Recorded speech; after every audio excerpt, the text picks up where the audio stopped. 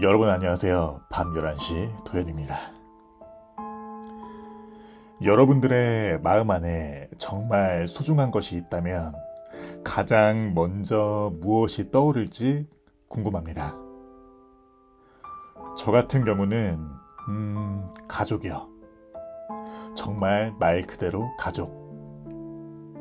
요즘은 아무것도 하지 않아도 흘러가는 것이 시간이구나 라고 많이 느끼고 있는데요. 그래서 되도록이면 아무리 피곤해도 가족이랑 시간을 많이 보내려 노력하고 있어요. 엄마와 아빠, 그리고 동생과 강아지. 내 시간만큼 그들의 시간이 의미 없이 흘러가지 않기를 바라며 함께 밥을 먹고 함께 드라이브를 가고 함께 산책을 가고 분명 언젠가는 함께하고 싶어도 함께할 수 없는 시간이 도래할 것을 알기에 지금 나름의 최선을 다하고 있어요. 앞으로도 늘 소중한 누군가에게 제 시간을 언제든지 쏟을 수 있도록 이 마음을 잊지 않고 잃지 않으려 합니다. 손현영 작가님의 너무 솔직해서 비밀이 많군요 들려드리고 있습니다. 그럼 시작할게요.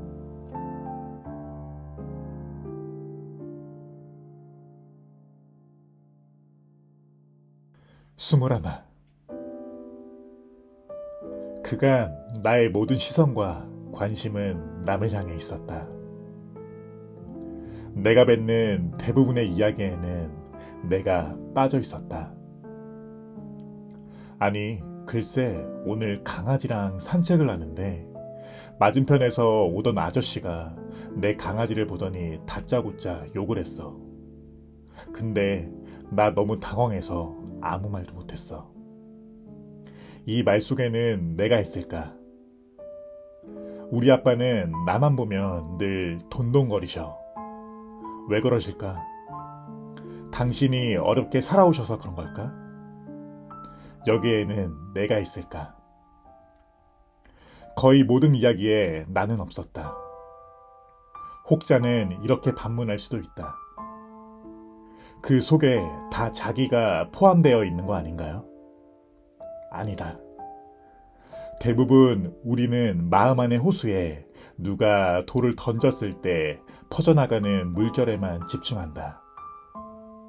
왜 물결이 이는지, 원래 잔잔했던 호수는 어땠는지 바라봐야 하는데 말이다. 대체 나는 어디에 있나? 연인과 이별해서 슬퍼요. 왜 슬픈가? 어느 날 갑자기 하루아침에 헤어진 게 아닐 텐데 말이다. 헤어지기까지 내렸던 그 수많은 선택 속에서 나는 없었나? 모든 집의 자식들이 아빠가 돈돈거린다고 해서 모두 짜증을 낼까? 문제는 아빠가 아니라 그 말에 반응하는 나란 말이다.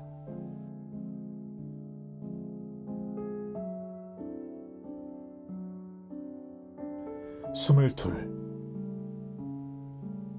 사는 게 녹록지 않다.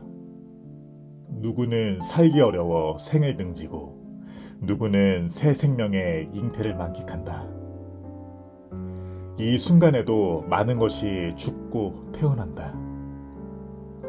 어렴풋이 윤회라는 단어가 만져진다. 어디에가 닿는 것만이 중요한 줄 알았다. 서울에서 부산으로 내려가는데 목적지인 부산에 닿으면 끝인 줄만 알았다. 끝없는 고속도로를 달리는데 도로 공사를 하는 탓에 갑자기 도로가 좁아졌다. 예정에 없던 일이라 당황하며 속도를 줄여야 했다. 또 조금 가다가 화장실이 가고 싶거나 배가 고프면 휴게소에 들렸다. 분명 목적지도 중요하지만 지금 그리고 여기 이 순간에 내가 어떻게 내려가고 있는지도 중요했다. 목적지는 언제든 바뀔 수 있고 도착 예정 시간 역시 변수가 있을 수 있다. 어떤 형태로 어떤 방식으로 살아가고 있는지가 중요한 것이다. 수월치 않고 녹록지 않지만 그럼에도 하나씩 풀어가며 유영하듯 헤쳐나가보면 생각했던 목적지보다 더 좋은 곳에 도착해 있을지도 모르는 것이 우리 생이니 지금 여기에 나와 함께 걷자.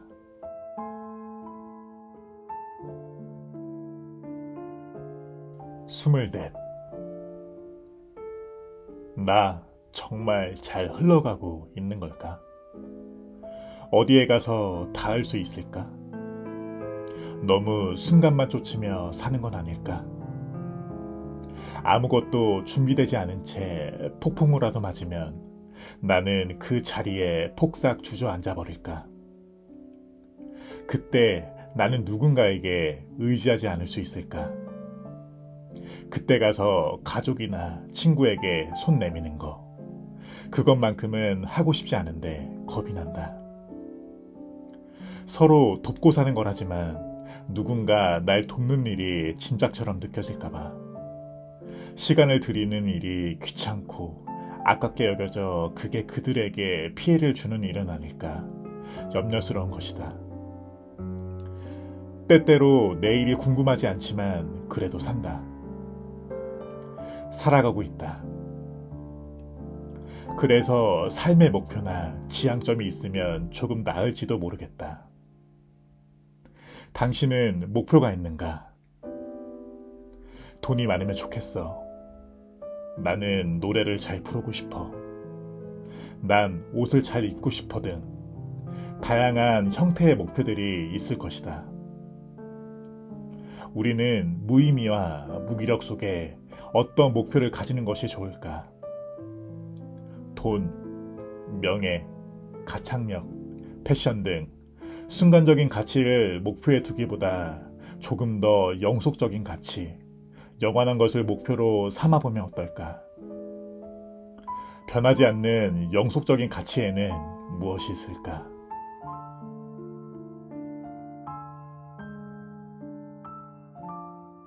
스물여섯.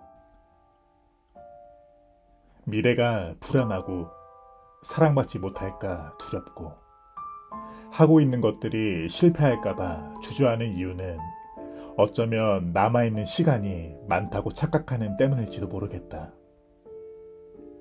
남아있는 시간이 불행할까봐 염려하는 것은 마치 깊이를 알 수 없는 심연에 빠진 것과 비슷한 기분일지도 모른다. 사고로 죽든 지병으로 죽든 혹은 천수를 다한다 해도 우리는 주어진 시간이 언젠가 끝이 난다는 사실을 자주 잊고 산다. 시간은 흐르고 한 생명에게 주어진 시간은 반드시 정해져 있다. 끝이 있다는 것을 매 순간마다 의식하고 산다면 그것 또한 괴로울 것이다. 그러나 지금 이 순간 숨이 쉬어지지 않을 만큼 고통스러운 시간이 영원히 계속될까 두려워하지는 않아도 될 것이다. 우리에게 남아있는 날들이 하루일지, 일주일일지, 또는 10년일지, 40~50년이 될지는 알 수 없다. 내게 남은 시간을 어떻게 살아내야 할지 많은 생각을 한다. 나의 지난 시간은 늘 조급했고 무엇 하나 이루지 못했다는 자괴감에 잠시도 자신을 편안하게 두지 않았다. 뒤만 돌아보다 정작 흘러가는 그때 그 순간을 즐기지 못했다. 손가락 사이로 빠져나가는 모래처럼 흘러가는 시간을 과거의 후회에 갇혀 내버려 둔 것이다. 현명한 노인들은 자식들과 자주 웃고 맛있는 것을 먹고 당신이 좋아했던 작은 것들을 옆에 놓아둔다. 지나온 것들을 가슴치며 아쉬워하는 이에게는 남은 시간은 이미 없는 것이나 마찬가지다. 더 이상 살아있는 시간이 아니다. 더운 날 냉장고에서 꺼낸 차가운 보리차를 마시며 느꼈던 만족감처럼 아주 작은 행복이라도 모이면 큰 것이 될 것이다. 잠시 소풍 갔다 간다는 어느 시인의 말처럼 잠시 빌려 쓰는 시간 속에서 어느 것이 더 소중한 것인지 차분히 둘러보고 싶다. 남아있는 시간을 그렇게 보내려고 한다. 살아있는 시간을 보내고 싶다.